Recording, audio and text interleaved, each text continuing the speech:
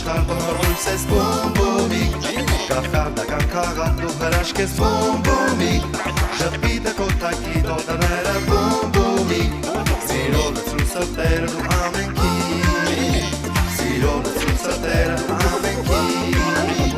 Սիրո լցրու սրտերը դու ամենքի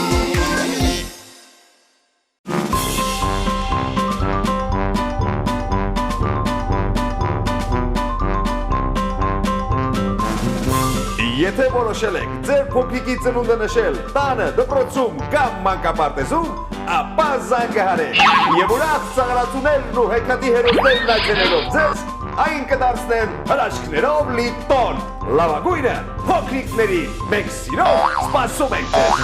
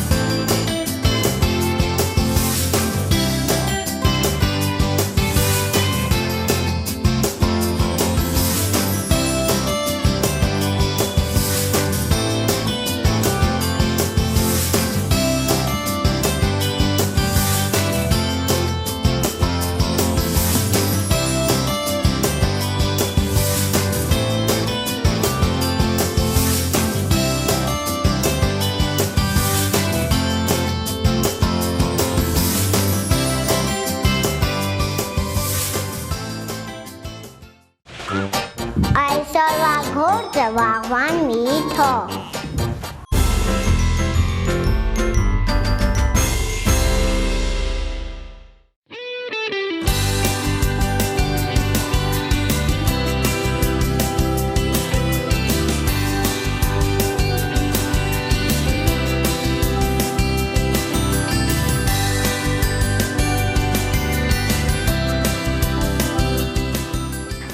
Սիրելի հեռուստադիտող բարեկամներ, բարև ձեզ։ Այս տարի նշվում է Մեսրոպ Մաշտոցի 1650-ամյակը։ Համար 155 դպրոցի երկրորդ դասարանցիները եւ իրենց դասեկ Թամարա Միրզոյանը որոշեցին այցելել Օշական եւ իրենց հարգանքի տուրքը մատուցել Մեսրոպ Մաշտոցին։ Եկեք միանանք նրանց։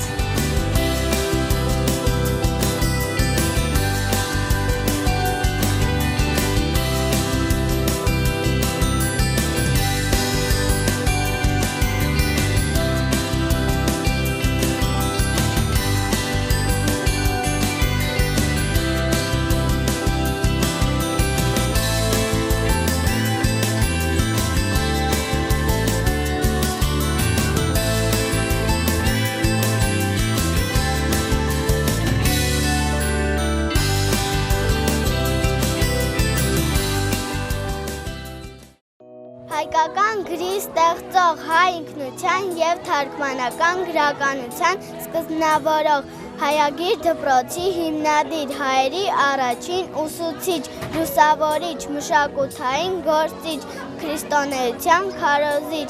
Հայաստանի եկեղեցու վարդապետ Մեսրոպ Մաշտոցը ծնվել է 361 թվին ապրիլին Տարոն գավառի Հացեկաց գյուղում։ Մաշտոցը կիսազնվական Վարդանի որդին էր, Հայաստանում ստացել էր հունական կրթություն, տիրապետում էր հունարենի, պարսկերենի, ասորերենի և վրացերենի։ Սկզբնական շրջանում անցել է ծառայության Հայոց Խոսով 3-րդ թագավորի արքունիքում։ Եղել է զինվորական, ապա պալատական գրագիր։ Մոտ 395-396 թվականներին դարձել է հոգևորական և մեկնել Վասպորականի գողթն գավառը, որտեղ հիմնել է քրիստոնեական համայնքներ։ Այս շրջանում մտադրվել է ստեղծել հայկական գրեր, Աստվածաշունչը թարգմանելու համար, վերադարձել է Վաղարշաբաթ, որտեղ կաթողիկոսի նախաձեռնությամբ հրավիրվել է հատուկ ժողով։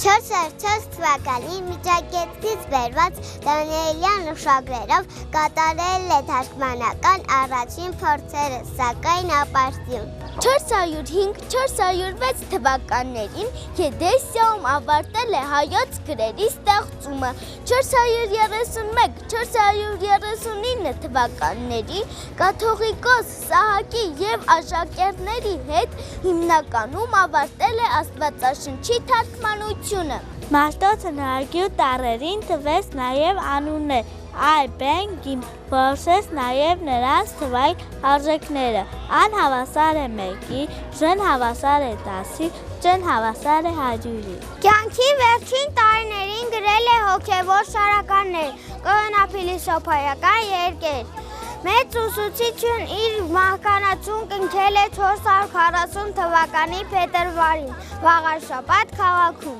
Մաշտոցի համար հայ դպրոցյան հրատապ ստեղծումն ուներ հետևյալ նպատակները. Առաջին՝ հայացնել քրիստոնեական գրքերը, քարոզությունն արարողությունները կատարել հայերեն։ Երկրորդ՝ ստեղծել ու զարգացնել մայրենի լեզվով գրականություն։ Երրորդ՝ հայությունը փրկել լուլումից և դա ապահովել հետագայի համար։ Չորրորդ՝ ամենացնել երկրի քաղաքականապես երկու մասի բաժանված հատվածների հոգևոր, լեզվական և մշակութային միասնությունը։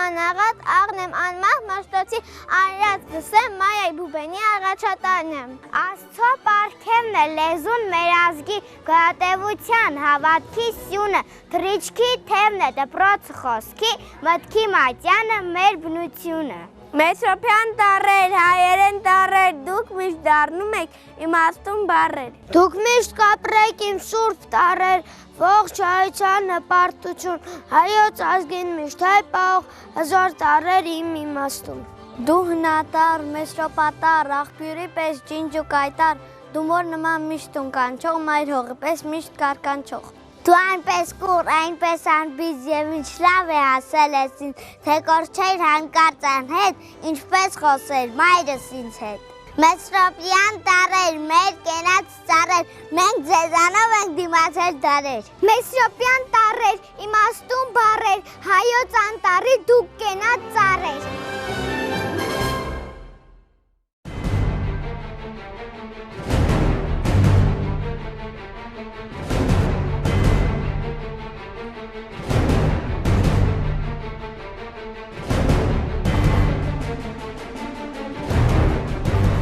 Ազատություն գոչեցի,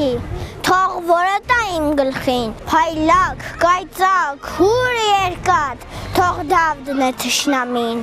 ես մինչ իմախ կախաղան, մինչև անարգ մահություն, պիտի գոռամ, պիտ կրկնեմ, անդադար, ազատություն։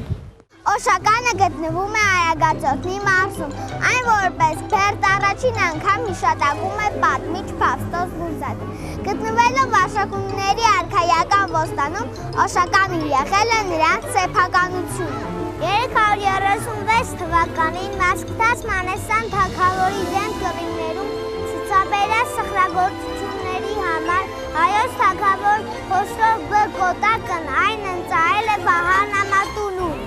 Ամատունիների նախաձեռնությամբ Օշականում է թաղվել Մեսրոպ Մաշտոցը։ 442 թվականին նրա գերեզմանի վրա կառուցվել է խմբեթավոր կլոր եկեղեցի։ Վկայություններ կան, որ Մեսրոպ Մաշտոցը Օշականում հիմնադրել է դպրոց։ Այստեղ են անցկացվում միջազգային սիմպոզիումներ և սեմինարներ, մասնավորապես թարգմանչաց տոն միջոցառումը։ Թարգմանչաց տոնը հայկական ազգային տոներից մեկն է։ 1979 թվականից սկսած 3 տարին մեկ անգամ հոկտեմբերի 2-րդ շաբաթ օրը նշվում է թարգմանչական արվեստի տոնը։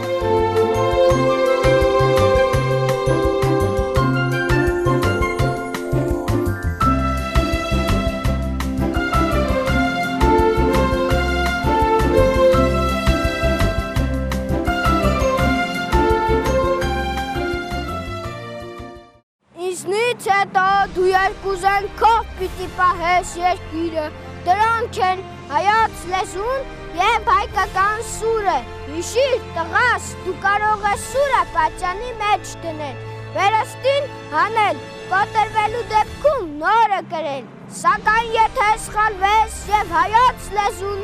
դնես պատճանի մեջ, այլևս չես կարող հանել և ոչ ես ստեղծել նորը։ Ամեն ինչ կարելի է կառուցել, վերագտնել բոլոր կորուստները, բայց թե կորցնես մայրենին, կկորցնես և քեզ, և վարքը հայոց մեծած, և հայքը համայն, և ապագան մեր Աշքանազյան ազգին։ Երդվում եմ հայրին, տեն լինել հայոց ազգին ու հայոց լեզվին։